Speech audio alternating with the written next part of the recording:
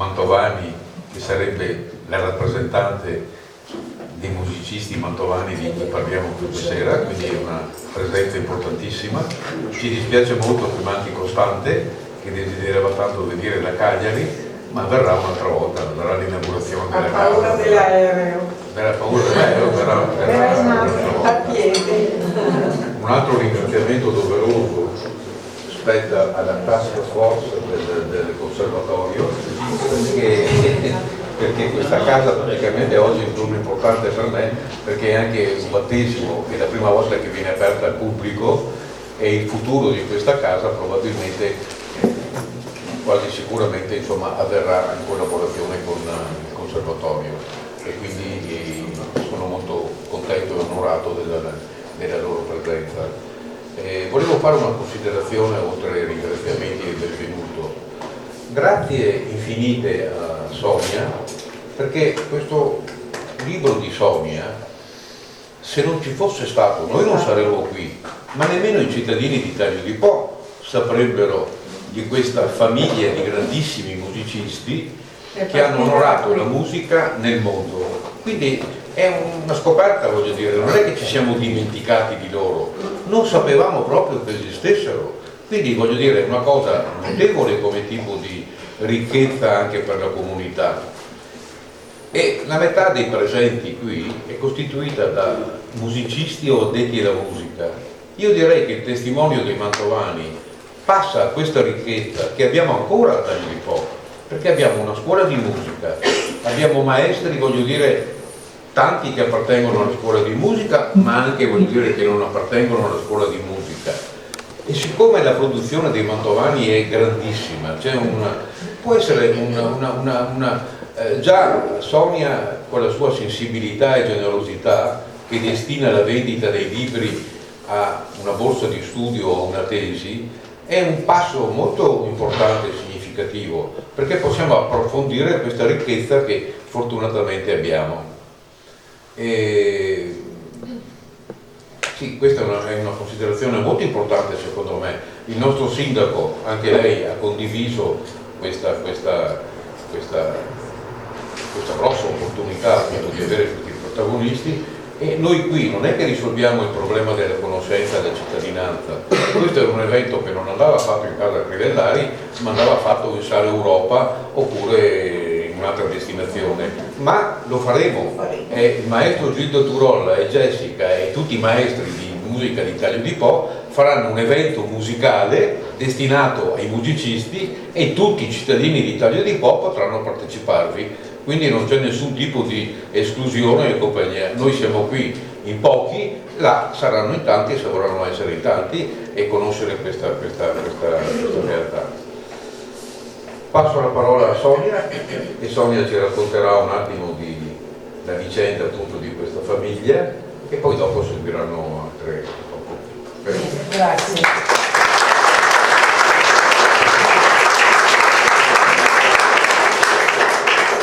Mi avvicino un pochino al tavolo.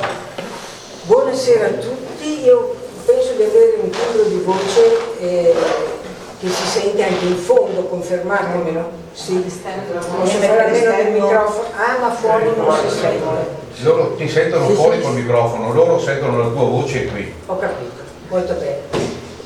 Allora, grazie di essere qui, grazie di essere così numerosi e sono felicissima di fare la conoscenza e di essere stata la madre, diciamo così, di questo evento prodotto dal mio libro.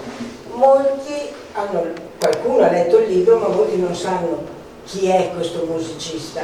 Perciò, per introdurre il personaggio, se me lo permettete, invece che dirvelo, vi leggo la quarta di copertina.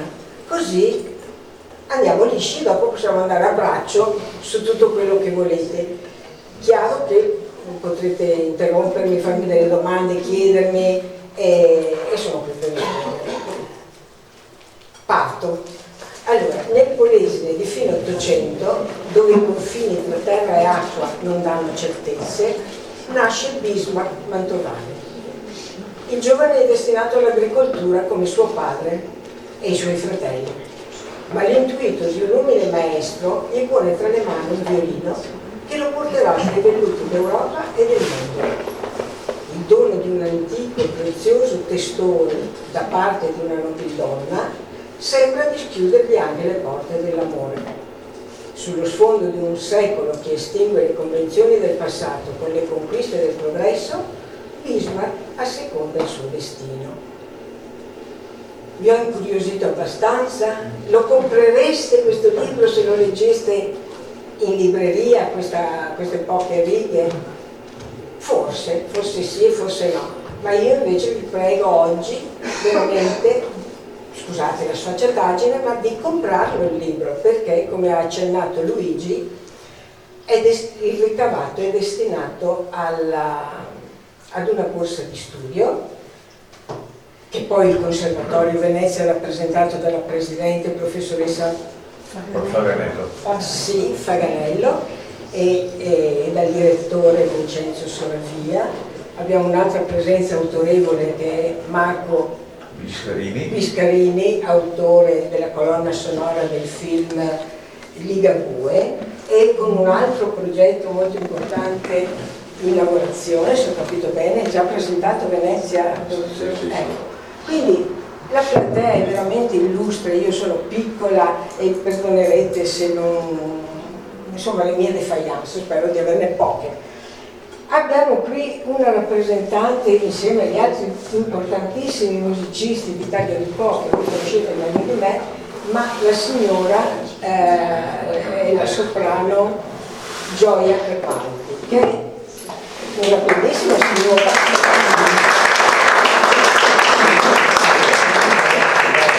Poi ci farà sentire anche la sua voce e quindi vi renderete conto che è destinata ad un futuro molto luminoso. Il maestro Gildo Trolla, la professoressa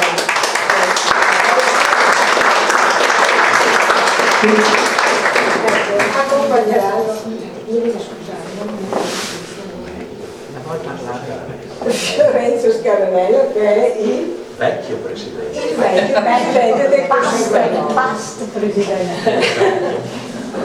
Ecco, ho fatto la prima gaffa della serata. Sonia, praticamente abbiamo la nuova presidente, il presidente uscente e invece il direttore confermato ad interim sempre. Molto bene. Però la pistola fumante ce l'avrei io in mano. Intendi usarla? No. Bene. No, dell'incontro con Gigi potrei raccontarvelo alla fine se ci sarà tempo. Volentierissimo, volentierissimo. Allora, io lo farei adesso, guarda Luigi, se voi siete d'accordo, un'introduzione musicale. Così intanto io tiro il fiato e forse anche voi. Scusa Sonia, sentiamo se il sindaco vuoi dire qualcosa, Laila? Grazie.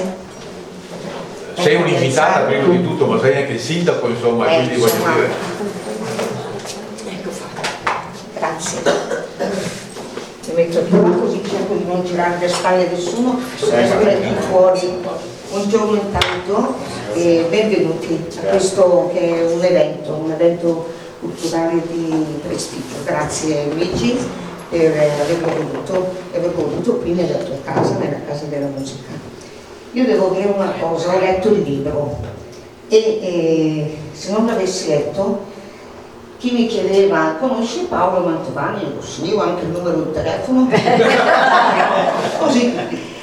Perché siccome come tutti i cognomi che ci sono nel nostro paese, i Mantovani, Crepaldi, Marangoni, sono un po' sempre quelli, c'è un Paolo Mantovani a Oca, in zona marina, che siamo amici, perciò mi vantavo di conoscere, non sei musicista, non lo so, perciò ho scoperto in questo modo il figlio di Bismarck.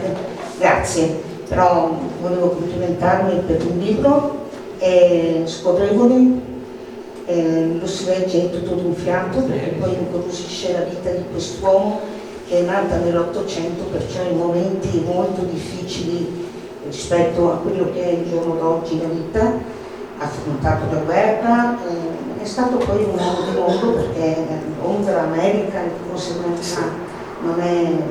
fermato qua, però quello che dei messaggi come messaggio è proprio la convinzione di quando si ha qualcosa dentro di non arrendersi anche se non si hanno le grandi possibilità. In fondo la famiglia era una famiglia di agricoltori, certo, e non grandi così esperti di musica o di altre cose, perciò grazie per aver così evidenziato questa figura. Noi siamo il paese della musica del canto che è stata istituita da Margaret quando era sindaco, che ringrazio sempre, perciò questa è una radice di quella musica della quale noi ci manchiamo. Grazie. Grazie a lei.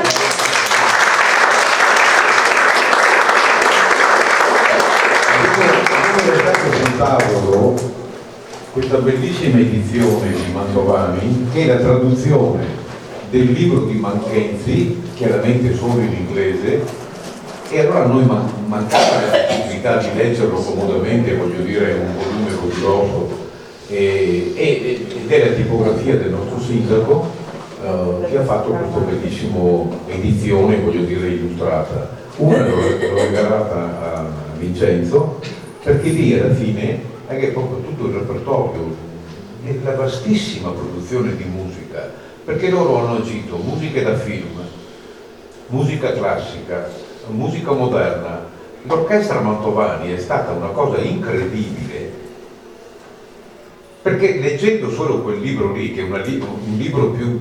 mentre uno che legga il tuo libro lo legge d'un fiato, è una scrittura musicale, è una storia avvincente, eccetera. L'altra è una testimonianza molto per addetti ai lavori, quindi è una cosa molto importante quel libro lì di Mantovani, e ripercorre tutta la sua carriera artistica, perché solo il fatto, perché Bismarck Mantovani è stato importantissimo in Italia, è stato primo violino alla Scala con Toscanini, poi dopo c'è stata tutta l'avventura con Mascagni in Portogallo, eccetera, ma Mantovani ha fatto 10 tournée in tutti gli stati d'America, tranne l'Alaska e le isole Hawaii.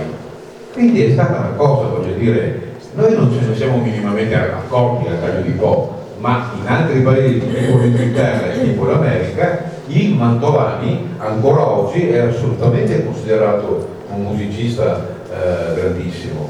E quindi ecco, secondo me questa scoperta tua deve indurre i musicisti, appunto, che abbiamo, chi frequenta il conservatorio e compagnia, ad essere orgogliosi di questa cosa e casomai anche approfondirla, inserirlo anche nei loro repertori, perché avendo la possibilità di estrarre musica dal film, coro, eccetera, eccetera, possono mettere un qualche cosa di Mantovani, come i maestri di musica di Taglio di Po insegnano anche alle scuole medie. Beh, io credo che ci sia anche la storia della musica. A pieno titolo possono mettere anche e citare i Mantovani. Prima questo non avveniva, cioè sente il contributo tuo, per quello non è per fare elogi a te, ma voglio dire, ma questa cosa è importante per la nostra cittadinanza, anche per la nostra, il distinguersi dagli altri paesi, scuola di musica, maestri di musica, insomma, costituisce anche un'identità e una ricchezza per Taglio di Po.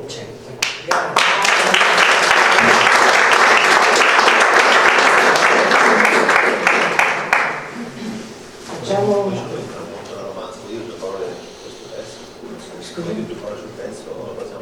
No, io direi di rallegrare un po' queste persone piuttosto che affliggerle completamente.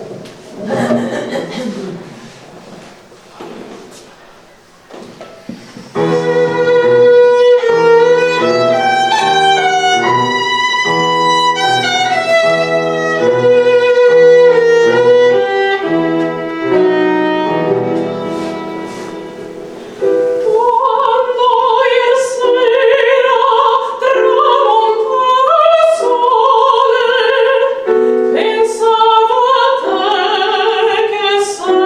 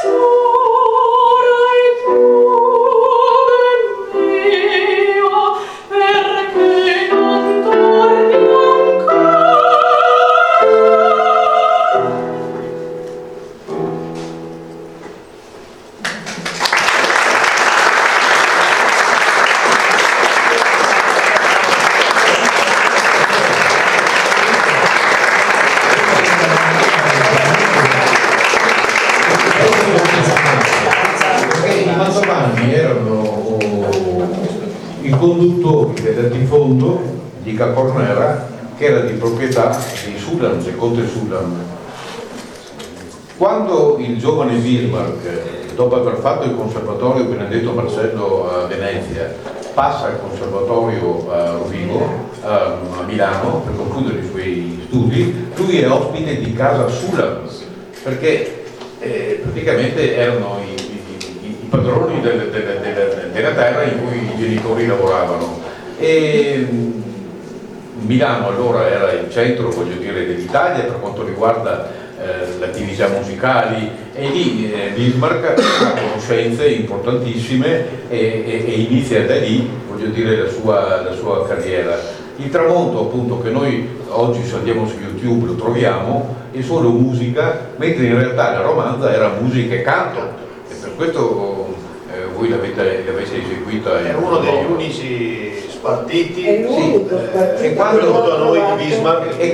quando si sposa la figlia del conte Sullam, Mantovani fa questa romanza, Il tramonto, che è quella che avete eseguito voi. Colgo l'occasione per ringraziare ancora una volta la splendida voce che appartiene alla signora Gioia Crepaldi per aver accettato di esibirsi qui. Grazie infinite, signore.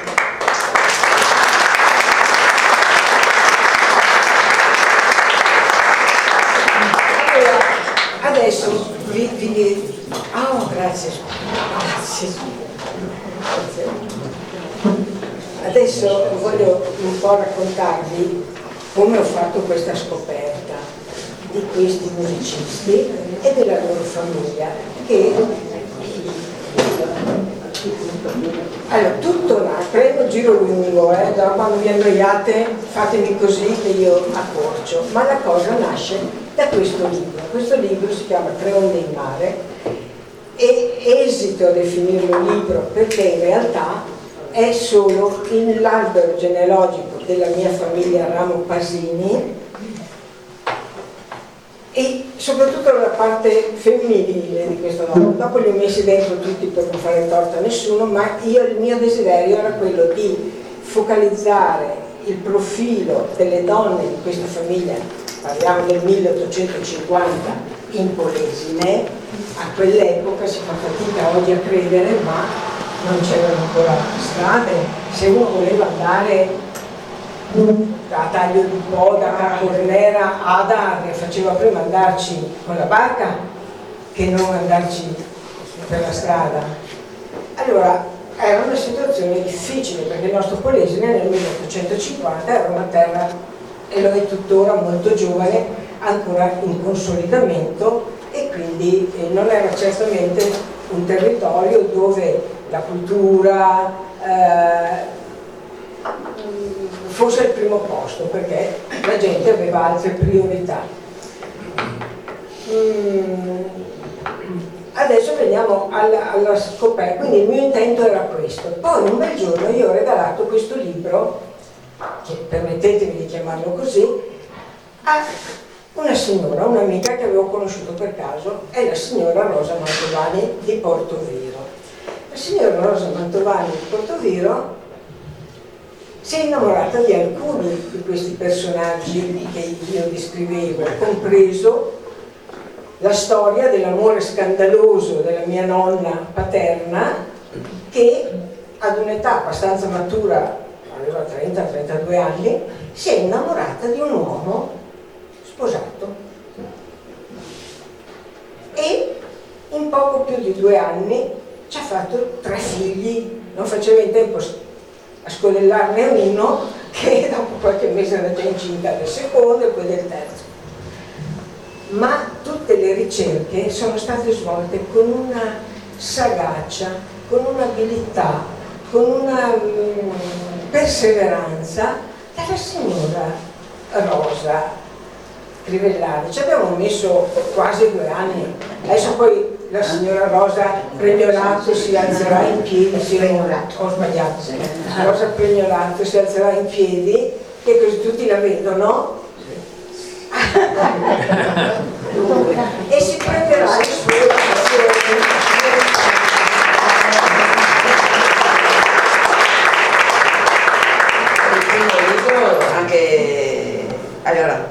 Jessica Fletcher. Arrivo, dai, che sui meriti anche a lui.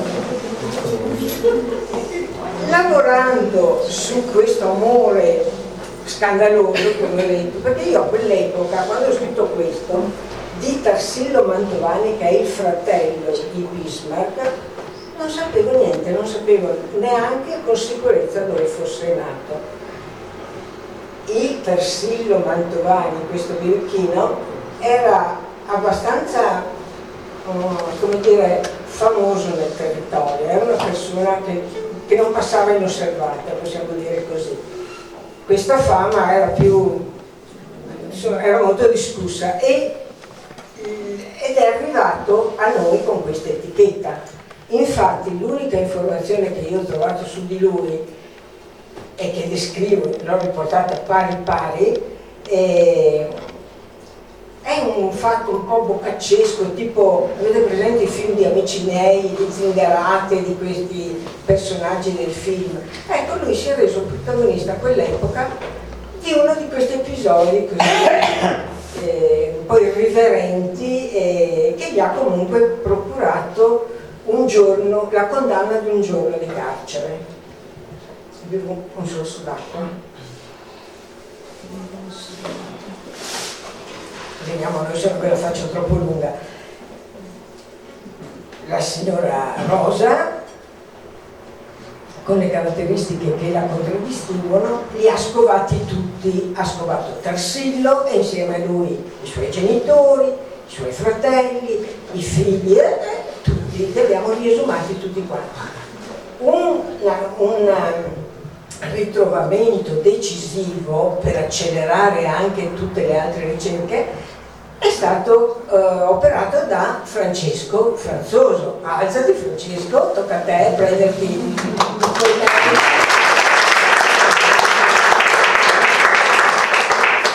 Francesco Franzoso, in compagnia di sua moglie Pamela, andava per cimiteri, perché le ricerche si svolgono principalmente, le ricerche genealogiche, nei cimiteri, poi anche negli archivi storici, poi anche nelle biblioteche, eccetera eccetera. Ma se vuoi trovare dei dati precisi o quasi precisi da cui partire, i cimiteri sono un buon territorio dove andare a pescare. E quindi lui li praticava perché stava anche lui facendo delle ricerche per i fatti suoi, per la sua famiglia, eccetera eccetera. E si imbatte a Frassinelle di Rovigo nella cappella funeraria che si chiama all'esterno Barbiero Zanatelli, o Zanatelli Barbiero forse, prima così, Zanatelli Barbiero. Quindi non c'entra niente. Però Pamela va a curiosarci dentro e scopre che c'è la tomba del direttore d'orchestra, compositore, violinista illustre Bismarck Mantovani. Quando me l'hanno detto, a me, vi assicuro, la mascella mi è caduta fin qua, perché sono rimasta trasecolata.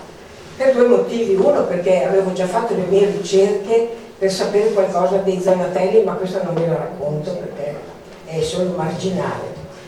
E però non avevo avuto il successo che ha avuto Francesco, perché nella stessa cappella c'è la spiegazione del perché Bismarck Mantovani è nella cappella Zanatelli Barbiero, perché la mamma di Maria Teresa Barbiero, seduta a fianco a lei sindaco, è Matilde Mantovani, quindi è la figlia di un altro fratello Mantovani. Insomma, mi fermo qua perché se no mi confondo le idee con tutti questi Mantovani, ma è stata una storia interessantissima.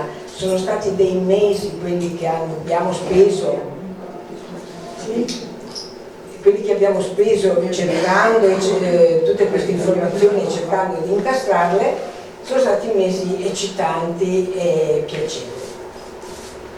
E poi sono stati il materiale che mi ha permesso di portare a compimento questo personaggio, che poi ho avuto la fortuna di dire a Luigi: guarda Luigi, tu stai facendo la casa della musica per Taglio di Povera, e io vuol dire che ti regalerò un musicista. Quando glielo dissi lui non aveva neanche capito esattamente di cosa io parlassi, ma dopo ci siamo intesi e si è entusiasmato immediatamente di questo progetto.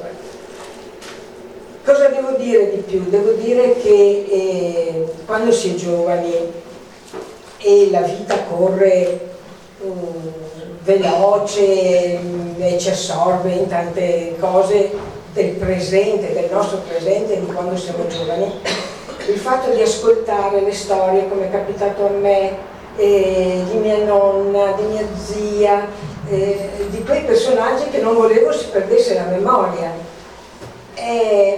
Li ascolti perché sei lì, sei presente, sei una bambina, anche se non vuoi li ascolti, però li ascolti con distrazione, perché non sono argomenti che ti prendono in quel momento. Poi da adulta, ripercorrendo mentalmente la galleria della memoria, dici: ma perché quella volta non sono stata più attenta? Adesso io mi ricordo di quella volta che sentivo mia nonna che parlava con mia zia, che diceva, che pronunciava questi nomi. Allora, adesso vi descrivo una scenetta, dopo basta, dopo vi comprate il libro, perché sennò ve lo racconto tutto e dopo non vi interessa più di comprarlo. Allora, la scenetta è questa: avrò avuto 10 anni, 11, 9, non mi ricordo. Sono seduta nel tinello di casa mia, all'epoca abitavo a Contarina, non riesco a chiamarla Portoviro, per me è Contarina, e sto facendo i compiti e sto studiando La pioggia del Pineto. Mia zia, questa zia bizzarrissima, che credevamo un po' megalomane, un po'... Oggi i ragazzi di oggi direbbero una che se la tiravano, e allora dice: è la poesia di D'Annunzio questa. Sì, zia. Conosco io, il mio amico. Ma dai? Sì, dice, è un mio amico, sono stato in crociera sul suo panfilo, no? E io fra di me: non ci credo, cioè D'Annunzio per me è scritto sulla mia antologia, non è possibile che appartenga alle amicizie di mia zia. E invece poi ho scoperto che è vero, lei e la signora Manzo erano amiche di D'Annunzio. Ma il fatto che la zia Eola si chiamava così, non raccontasse storie, io gli chiedo perdono, ma l'ho scoperto solo quando ho cominciato ad andare a verificare la veridicità di quello che mi ricordavo. Lei diceva: i nostri antenati, la nostra famiglia erano potenti, comandavano 3 onde in mare. Questa espressione, che poi ha dato il titolo a questo libro, mi suscitava un'immagine di grande potenza, di grandi possibilità, ma non andavo oltre, non significava niente, era una descrizione che non si attagliava al nostro presente di quel momento, che era il dopoguerra, erano anni difficili per tutti e anche per noi. Se c'erano stati dei fasti, erano passati e anche dimenticati. Bene, credo che farò un'altra pausa e passerò la parola forse al direttore Solavia, e forse, ecco, con tanto piacere il direttore.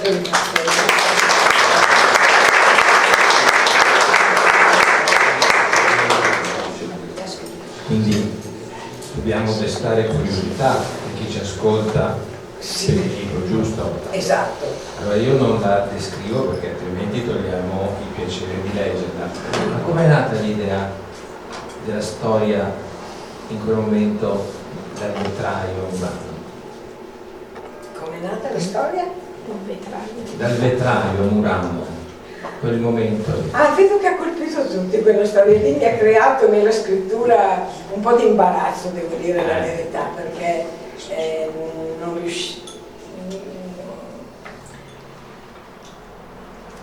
volevo descrivere l'episodio con la mentalità pura di un tempo. Anche io appartengo al secolo scorso come formazione mentale, come educazione, eccetera. Quindi mi immaginavo che questa Iparia, che si è esposta ad un certo punto così in maniera così compromettente, diciamo, e avesse anche lei i suoi pudori, le sue reticenze, eccetera. E quindi non volevo usare un linguaggio troppo moderno, perché secondo me questa modernità avrebbe stonato con la mentalità di allora, ma è un'idea mia, magari allora erano più aperti di quanto non siamo noi oggi, chi lo sa, non lo so, però io ho trovato questa forma e mi è sembrata... Però rende molto sì, quel legame genuino, quel legame diciamo di gente umile, di origini umili, sì, ed è proprio l'ambientazione che apprezza l'umiltà, quindi è molto, molto toccante quel momento. grazie. Direi. E poi c'è l'altra storia amorosa invece un po' più intensa con la principessa, ma che però la principessa gli ha donato anche il protagonista. Sì, sì, sì, sì. Del libro. Allora, qua abbiamo detto che Bismarck è nato da una famiglia di agricoltori, una famiglia modesta, forse non a livello dei lavoranti che lavoravano nella proprietà stessa, Non propriamente dei contadini, ma dei conduttori di terra. ecco, appena un po' più su come livello economico. Scusi. Grazie.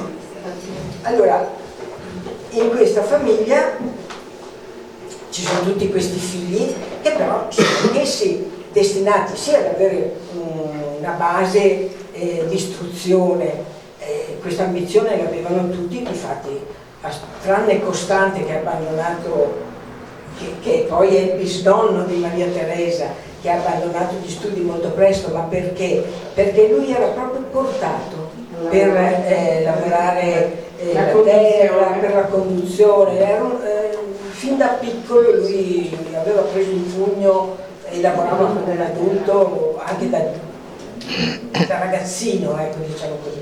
Però gli altri fratelli che venivano dopo di lui invece un certo livello di studi l'hanno modesto, nessuno si è laureato che io sappia, nessuno ha preso diplomi prestigiosi, però l'unico che ha seguito la lea dell'arte è stato Bismarck, e proprio perché aveva questo impulso artistico ha avuto la possibilità da piccolo, e anzi adesso scusate ma se no perdo il filo e dopo non me lo ricordo di dirvelo, ma è importante che lo dica adesso. Allora, il fatto che a 10 anni Bismarck abbia incontrato a Taglio di Po una persona che è il maestro Penzo, Antonio Penzo, che veniva da Chioggia ed era imparentato con la moglie del sindaco di allora, del quale non mi ricordo il nome, ma la Rosa se lo ricorda assolutamente, e fa risalire, lo dico anche ai maestri,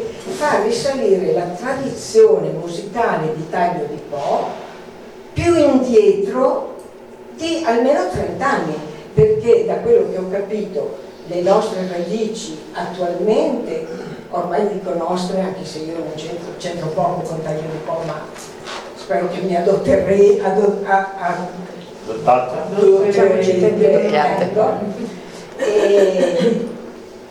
e risalgono ai primi del Novecento, individuando questa figura di questo maestro di musica, Antonio Penzo, che poi anche lui ha avuto una carriera prestigiosa all'estero, addirittura in Brasile ha fondato una scuola di musica.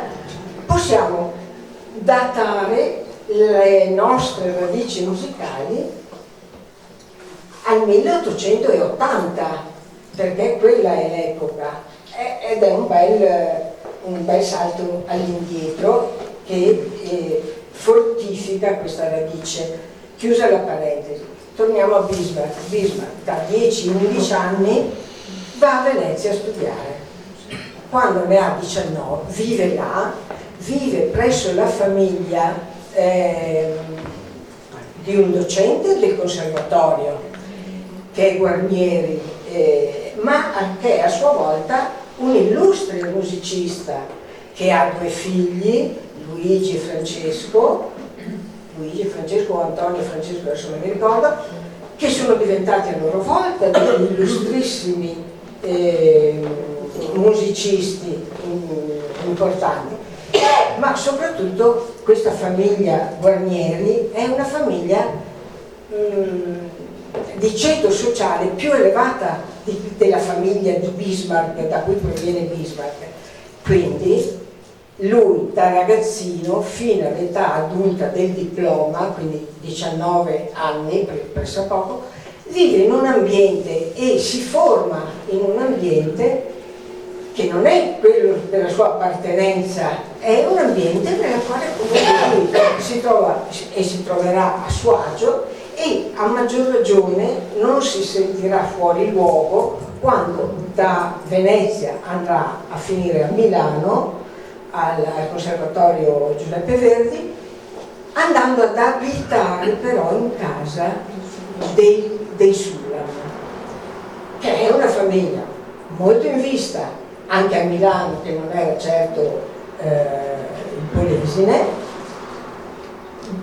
che nella loro casa passava tutto il vota della Milano, dell'intelligenza dell'epoca, come dire, musicisti, scrittori, personaggi importanti, e quindi lui anche lì trascorre 3 anni in un ambiente dove vengono affinate la familiarità, i modi, il modo anche di parlarsi, di rapportarsi con le persone, per le quali lui poi faceva musica, nelle serate di ricevimento, eccetera, eccetera. E vengo alla Principessa, andando in tournée a Monte Carlo, incontra, lui suona tutte le sere perché il contratto prevedeva tutta la stagione concertistica, e nota che c'è questa presenza. Sono i primi anni del Novecento, la Belle Époque, anche lì dal punto di vista culturale della società un gran ribaltamento in pochi anni, le classi sociali cominciano a mescolarsi, insomma, dopo leggerete anche voi sul libro quello che racconto di questo sfondo storico nel quale si svolge la vicenda.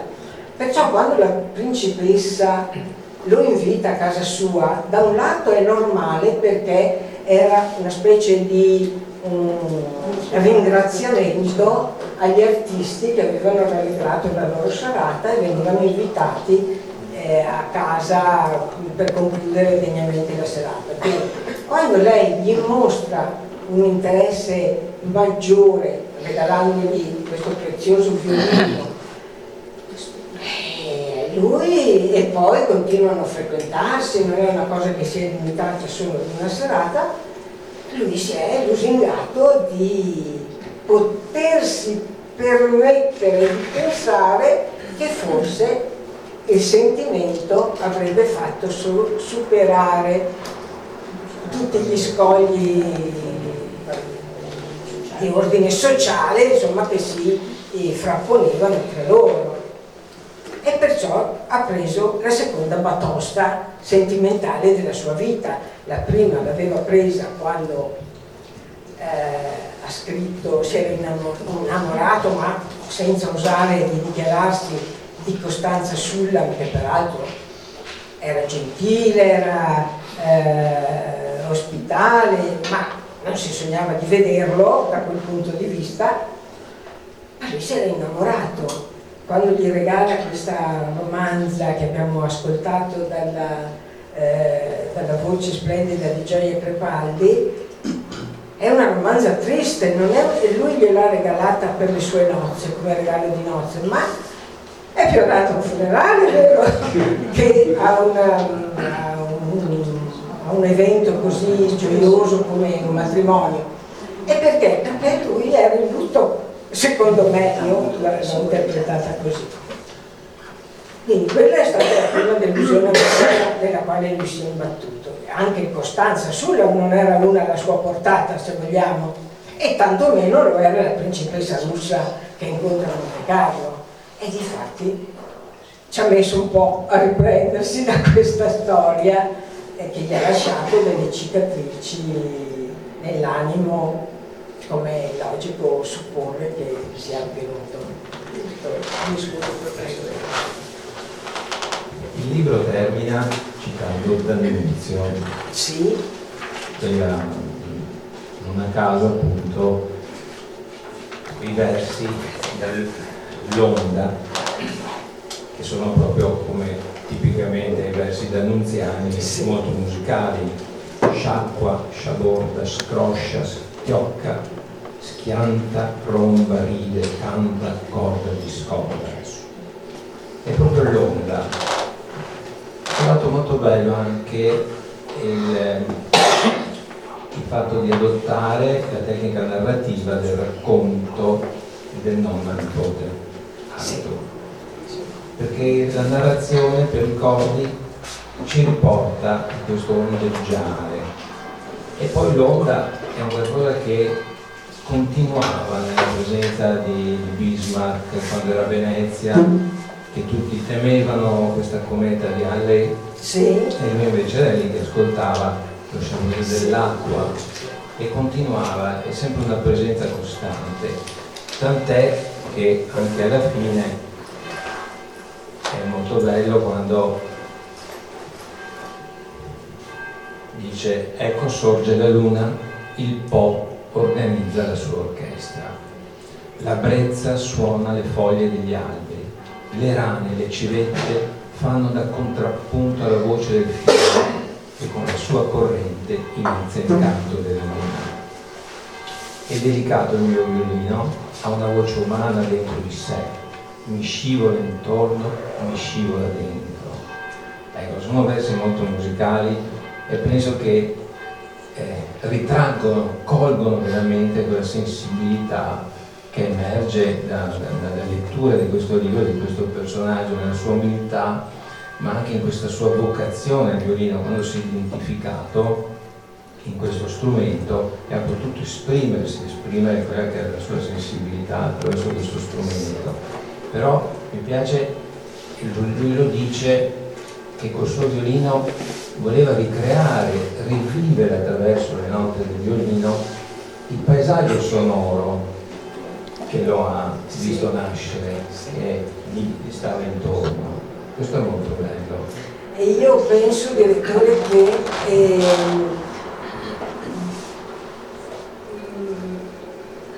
che la musica che ci canta il nostro fiume ci incanta, a me fa questo effetto. Mi fa questo effetto perché personalmente mia madre, mio padre ci hanno fatto amare, mia zia Eula ci ha fatto amare questa terra, che è una terra percorsa dall'acqua, nata dall'acqua. Non si può parlare del Polesine senza ignorando l'acqua, l'acqua in tutte le sue accezioni, l'onda, il movimento, i suoni che produce. E certo, dopo preferisco ricordare con maggior passione la musica del Po, ma pensiamo anche a quanto è capace di essere distruttivo e devastante. Però secondo me questo contrasto tra la forza e la dolcezza della musica dell'acqua ha prodotto nella gente del Po un carattere forte, un carattere dove per l'appunto si mescolano l'acqua dolce del fiume e l'acqua salata del mare, perché il Polesine è fatto di questo miscuglio e quindi i caratteri delle persone sono caratteri forti che contengono allo stesso modo il tratto rude della gente abituata a fronteggiare la violenza, la distruzione, e il carattere poetico di queste persone che possono essere comunque incantate e soggiogate dai colori della natura, dai suoni della natura, che poi sono, se pensiamo bene, le attrattive che fanno venire in Polesine i musicisti, gli scrittori, i pittori, tutta gente i registi cinematografici che vengono a cercare di, ognuno con la propria arte, di catturare il segreto di questa terra che a molti può sembrare desolata, ma se uno la conosce, la vive e gli porta affetto, come io porto affetto a questa terra grazie ai miei antenati, e scopre che è una terra molto poetica, e dove non c'è da stupirsi che nasca tutta questa poesia, tutta questa arte, tutti questi musicisti. Non siamo una terra desolata, siamo una terra che avara, in un certo senso, avara perché tutto il sudore che viene immesso per produrre dei frutti può essere portato via come è accaduto in un momento, ma caparbiamente, tenacemente la gente del Po si rimette all'opera e comincia di nuovo a ricostruire, rinforza gli argini, li alza e si va avanti, crea le coltivazioni di lavanda, crea la realtà del parco del Po. È una meraviglia, la gente non lo sa, cioè comincia a scoprirlo e speriamo che lo sappiano sempre meglio e sempre di più, però è così, e il merito è della musica che canta il nostro fiume, secondo me.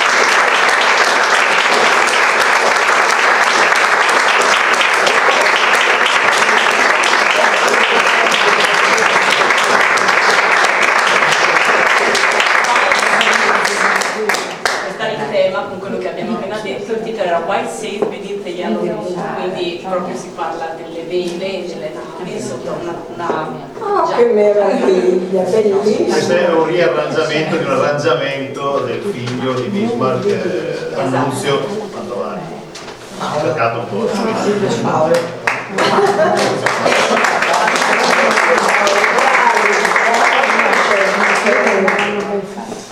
Grazie. Direttore, prego.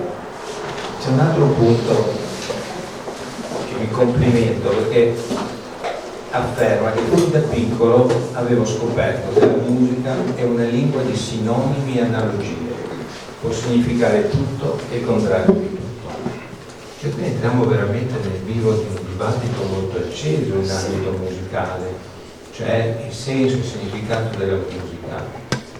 E lei ha toccato una cosa importantissima, che in effetti la musica è sempre ambivalente, cioè può dire una cosa ma può dire anche il suo contrario contemporaneamente, e questo la distingue da qualsiasi altro tipo di linguaggio che invece deve obbedire a una logica, ma la musica ha una sua logica che è più una psicologica, e quindi sappiamo che la nostra psiche, quindi a conclusione del libro riuscire a far emergere, far dire queste parole a Bismarck, l'ho trovato molto importante e molto pertinente.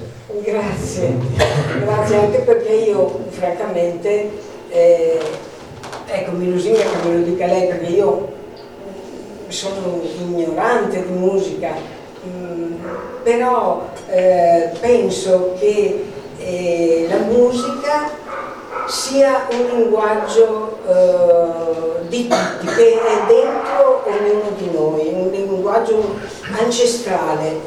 E a me è capitato, e ricordandolo mi commuovo ancora, mi è capitato di vedere un amico musicista che aveva perso la memoria, nel senso che aveva l'Alzheimer, non ricordava, anche gli era venuta una afasia, non ricordava le parole, non ricordava i gesti. Se toccavi il tasto della musica, le sue mani si muovevano da sole, le sue mani suonavano lo strumento che lui conosceva, che lui praticava. È una cosa che mi ha commosso allora, e tutte le volte che la penso mi commuove, ma questo conferma il mio convincimento, scusate il bisticcio della ripetizione, che la musica è proprio una cosa che nasce con noi, non è una questione di cultura. La cultura lo può affinare questo sentimento, lo può tirar fuori,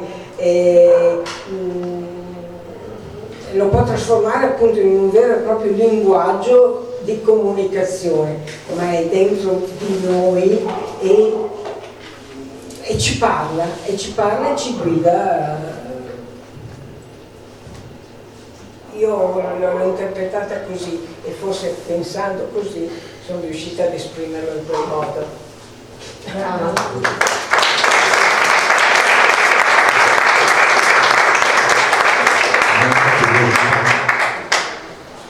Come è nato il riferimento, come è venuto in mente il romanzo di D'Annunzio, Il fuoco, che è un romanzo bello denso, diciamo, di passione e di tantissimi riferimenti culturali, però il filo conduttore è questo amore con la Duse, no? Certo. È venuto semplicemente perché considerando il periodo storico in cui Bismarck era tornato dalla tournée con Mascagni e avrebbe potuto andare a Milano, ma Milano era ancora un luogo molto doloroso per lui, perciò ha preferito riparare a Venezia, che ormai considerava la sua casa, e ha trovato degli ingaggi in quel momento lì. Venezia ospitava la Duse era un appartamento grandissimo, Scala Grande, adesso non ricordo esattamente dove, e anche nel salotto della Duse lui ci è arrivato come musicista insieme al figlio, al suo collega coevo guarnieri per andare ad intrattenere gli ospiti della Duse. Era carnevale e solo il fatto di mascherarsi era stato dichiarato già da molto tempo fuori legge, perché sotto la maschera molti approfittavano per commettere degli atti non proprio corretti e anche criminosi nel vero senso della parola alle volte. Quindi non ci si poteva più mascherare come nel passato già da parecchi lustri, però ci sono sempre i privilegiati e quindi nelle feste private come quelle che organizzava la Duse ci si poteva ancora mettere in maschera e nascondere. Io credo che Bismarck e il suo amico Antonio, mi sembra, Guarnieri, erano stati ingaggiati per andare a suonare, ma quella che si è innamorata dell'opera di D'Annunzio è stata proprio Ipalia, che allora era ancora un'amica, una fidanzata di Bismarck. È lei che si è appassionata alla passione che trasuda da questa opera di D'Annunzio. Per niente si intitola Fuoco, già il titolo dice tutto. Tant'è vero che dopo, quando ebbero il primo figlio, lo chiamarono Annunzio, proprio in virtù di questo innamoramento intellettuale di Ipalia verso lo scrittore. Con Annunzio inizierebbe un altro capitolo, grande capitolo, sì. Però volevo concludere, se siamo ancora in tempo, non diciamo che punto è la citazione che adesso leggerò, però concludo con l'acqua perché per me è importante qui questo legame che c'è. Dice: sono immerso in un mare privo di correnti, l'acqua mi passa accanto come un velo, è caldo che mi cinge piano piano. Comincio a percepire il cambiamento nella voce dell'acqua che si trasforma in musica, in un crescendo pieno di forza che tocca le corde dell'anima. Sono le parole proprio lì ho immaginato, ve lo dico, il direttore non voleva rivelare il momento, ma ve lo dico, sono gli ultimi momenti di vita di Bismarck. Sta per morire e nella sua agonia, che non sappiamo quanto sia durata, ci sono stati dei momenti tumultuosi dove il corpo si ribellava a questo traguardo che stava per raggiungere, e quindi era irrequieto, gli mancava il respiro. L'asma, era malato. Sì, aveva un'asma cardiaca. Era a Padova, lui in ospedale.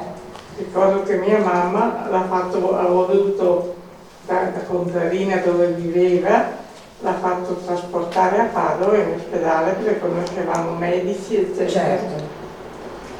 E in questi suoi momenti di tormento, a un certo punto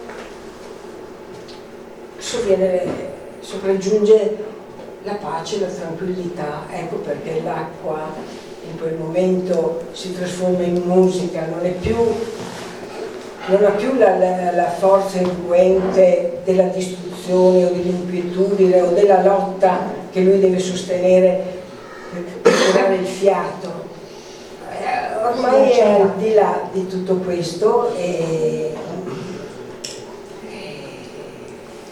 nella serenità che questa musica gli procura, sì, finisce la sua esistenza tormentata da questa malattia. La parte è mancato nel 1945, sì, poco prima della fine della guerra.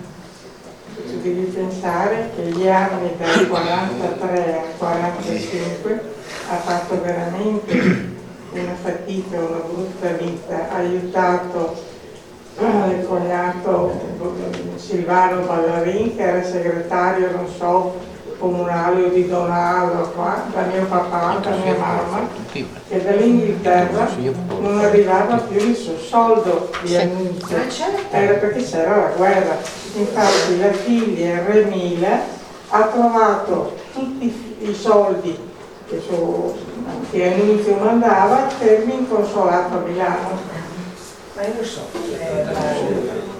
lui si interroga, lui Bismarck che si interroga proprio nei suoi ultimi giorni, dice: ma è stato il destino o sono stato io che in qualche modo ho operato delle scelte che mi hanno condotto qua? E questa del destino è un'altra considerazione che a me è venuto spesso di associare al carattere della gente del po', come dicevo prima. Raramente mi è capitato di sentire i polesani dare a colpa al destino. Di solito le ragioni trovano che individuano la ragione in fatti remoti, quindi non alle fatalità. Devi pensare che lui aveva l'angoscia perché aveva portato in Italia il figlio della Remila, Certo, di Arturo. questo nipote. Quindi aveva l'angoscia che ha staccato il ragazzino, perché quando è venuto da noi Arturo aveva 16 anni. 15-16. Che anche questa è una specie di nemesi.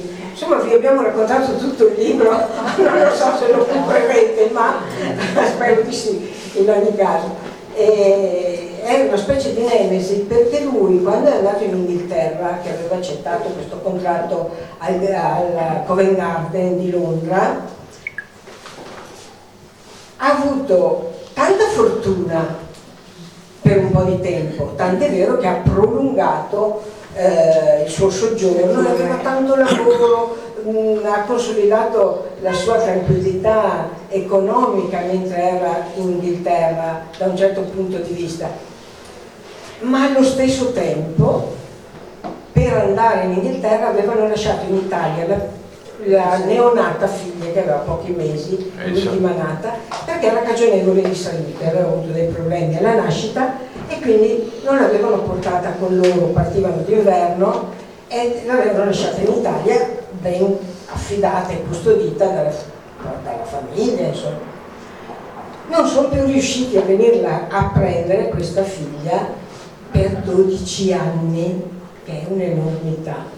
Così come dopo, in seguito, a distanza di tanti anni, è venuto per fare una breve vacanza in Italia con il nipote, con il figlio di sua figlia, e non sono più riusciti a tornare indietro, non sono più riusciti a rimpatriare, a tornare in Inghilterra. Per la guerra? E quindi era una specie di persecuzione per questo. Forse voi non sapete che c'è stato anche un periodo in Inghilterra che aveva finito la tournée e non voleva tornare in Italia e non riusciva più a trovare lavoro. C'è stato un periodo... È scoppiata la guerra? No, prima dello scoppio della guerra. La guerra era già in Italia lui prima e allora lui per mantenersi e mantenere la famiglia andava la sera nei ristoranti a suonare il violino. Questo non era una cosa disdicevole, era un modo diverso, ma con una capacità così, capisci che è stato... Sì, è vero Maria Teresa, però considera che i tempi erano cambiati. Sì, perché gli inglesi sono i soliti maledetti, chiuso il discorso. La mia... Non penso che sia solo una questione culturale, ma è solo il mio punto di vista. Questo non è mai venuto fuori, era solo rimasto in casa da mia mamma che mi ha trasmesso questo discorso. È una parentesi che non c'entra. Che spieghi che c'è stata un'evoluzione storica indipendentemente dalle vicende del soggetto in particolare. L'evoluzione qual era? Che così come alla fine dell'Ottocento, agli inizi del Novecento, la società era cambiata i gusti della società erano cambiati. Prima la gente andava a teatro ad ascoltare la musica, quelli che potevano, perché era cosa di elite, ma era uno svago per privilegiati e ci andavano anche prima di Toscanini, per trattare i loro affari. Era un luogo, un posto dove si potevano incontrare e parlare delle loro business. Bismarck ha fatto un grosso litigio con Toscanini che non so, non è mai venuto fuori. Sì, è venuto fuori.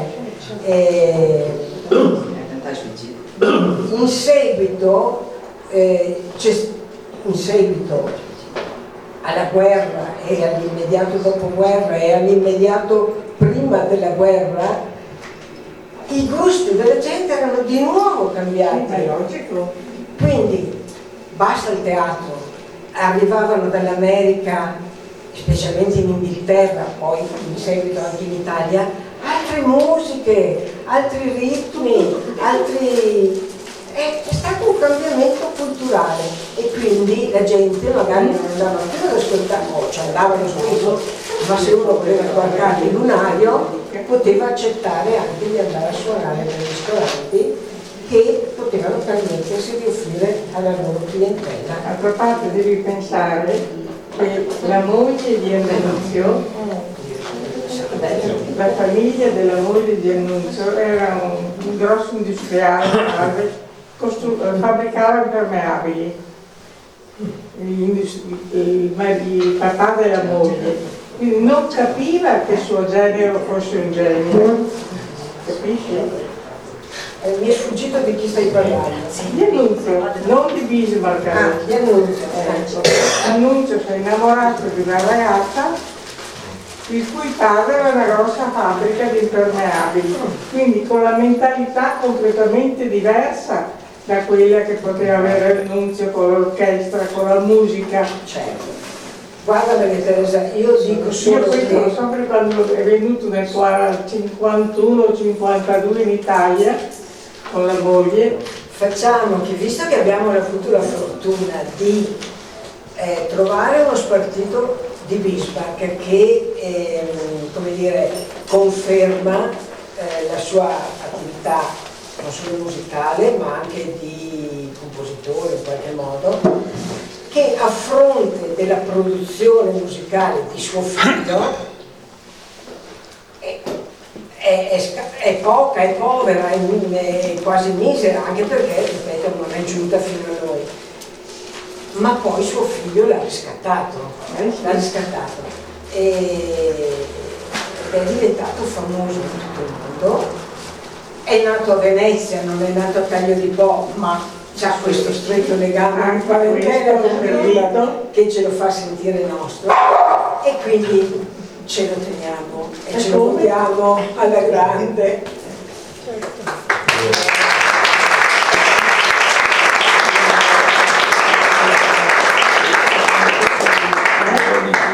Gioia Capaldi, attenzione a non incontrare un direttore come Toscanini, perché una soprano, Geraldine Parra, disse al maestro Toscanini: maestro, si ricordi che io sono una stella?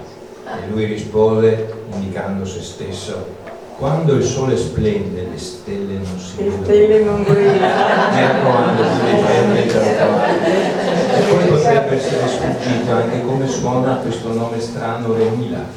Sentiamolo.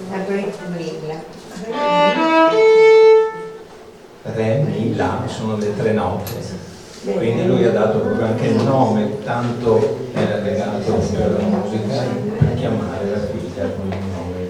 Poi ho saputo, dall'amici ho saputo che così come a Taglio di Po c'è una Laila che è mia sorella, così come a Taglio di Po c'è una Eola, C'è una Remila. c'è anche una Remila, che non lo sapevo.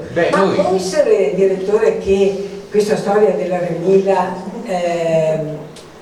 abbia attinenza con Bach, che essendo tedesco e scrivendo le note con i numeri, adesso io non la so questa storia, lei la saprà descrivere meglio di me, ma Bach riusciva a scrivere non solo il suo nome ma anche il nome di altri musicisti con queste strisce di note e di Sì, più che Bach, sicuramente Schumann, che dedicherà a sua moglie Clara. Bravo, sì, è vero. Dice proprio il suo nome in note musicali, quindi sicuramente avrà subito l'impulso schumanniano che amava molto associare le note alle lettere. Ma è vero. mi pareva di avertelo detto, Sonia. Sì.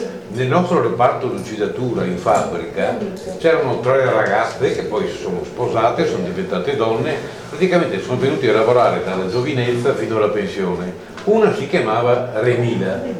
Io solo leggendo il tuo libro ho capito, perché la provenienza del nome. non avevo mai sentito una che si chiamasse Remila e non si chiamava Remila per caso. Il papà era musicista, il nonno era musicista e sua sorella si chiamava Mirella. Erano note musicali, quindi taglio di po', sembrano stupidaggini, ma c'è una tradizione evidentemente. E qui siamo con questa Remila che lavorava da noi ai primi del Novecento. Io ho detto, ma chissà se i Mantovani conoscevano, voglio dire, perché questi erano i ricchi. Tra l'altro il nostro sindaco ha un assessore che si chiama Ricchi e la Remila era la sorella del papà della Silvia. Quindi insomma tutto torna a volte, capito? Mi faceva notare il collega Marco Biscarini, il maestro, che in effetti Bismarck, essendo in Inghilterra, sicuramente conosceva le note come le chiamano in Inghilterra, non con le sillabe do e mi fa sol la si come in Italia, ma con le lettere dell'alfabeto a partire dalla lettera A. Quindi se noi traduciamo in lettere le note in inglese, come fanno gli anglosassoni, il nome che è stato poi è Dea. Ah, bella questa cosa. Io vi ringrazio tutti, penso di aver detto tutto quello. Sei tu rimosso tutto sto lavoro. E abbiamo ancora un brano da ascoltare con tanta soddisfazione. Sonia, scusa, loro hanno un brano e dopo passiamo dalle parole alla musica e faranno vedere i Mantovani che suonano. Bene. Dopodiché che si apre il buffet, quindi usciamo eccetera, Gildo può far vedere al presidente la scuola di musica, perché scuola di musica e casa sono un tutt'uno, siete qua, siete liberi e girate, andate dove volete, voglio dire. Grazie Luigi, sei proprio un anfitrione veramente generoso, illuminato, guarda, veramente, bravo. Il brano si intitola Cara Mia, è un brano sempre arrangiato da Annunzio, il figlio di Bismarck, è un brano che aveva un testo in inglese, anzi in italiano, scusa, non ne perdiamo mezzo e mezzo, era mezzo e mezzo. Ha venduto tanto, è rimasto adesso non ricordo più bene in quale paese, è rimasto al top della vendita tanto quanto i Beatles. Sì, e questa cosa è incredibile perché questo Annunzio Mantovano, la cui notorietà è diventata planetaria, a quell'epoca ha venduto più dischi di Beatles che sono venuti dopo di lui. Dischi d'oro abbia avuto più una quindicina. E d'altra parte avrete notato fuori dalla porta della casa della musica la stella che Bismarck si è guadagnato e che era a Hollywood, e Bismarck è Annunzio è uno dei 16 italiani, non ce ne sono 600, 16 italiani fra cui Annunzio Mantovani hanno una stella ad Hollywood. Prego maestro. E noi abbiamo il fondo fuori dello stabile qua. Sopra. Quindi questa cosa